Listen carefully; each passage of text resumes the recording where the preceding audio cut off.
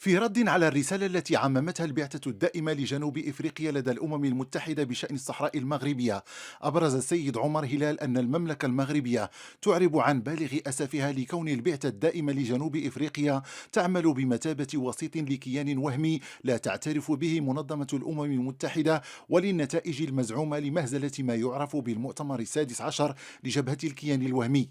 السيد هلال أضاف أنه كان يتعين على جنوب إفريقيا أن تتساءل لماذا تتجنب الجزائر الطرف الرئيسي في هذا النزاع الإقليمي، وفي كل مرة بعث رسائل البوليزاريو التابعة لها وتكلف دولة أخرى للقيام بذلك. مهمة واضعة تسقط مرة أخرى القناع عن حقيقة الدولة الحاضنة والصانعة لهذه المجموعة الانفصالية، فالجزائر تضعها على رأس أولويات دبلوماسيتها، ويجب أن تتحلى بالشجاعة السياسية لتتحمل مسؤولية أفعالها عوض تكليف دول أخرى بتعميم البيانات الدعائية لصنيعتها.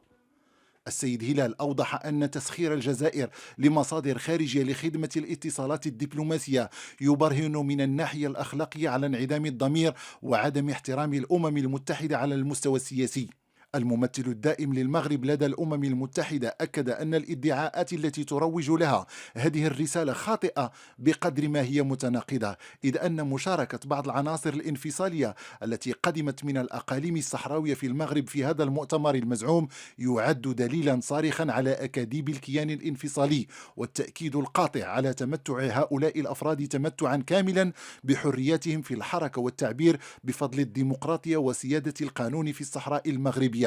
والحال ليس كذلك للأسف بالنسبة للسكان المحتجزين في سجن مفتوح في مخيمات تندوف تحت الاضطهاد الجزائري.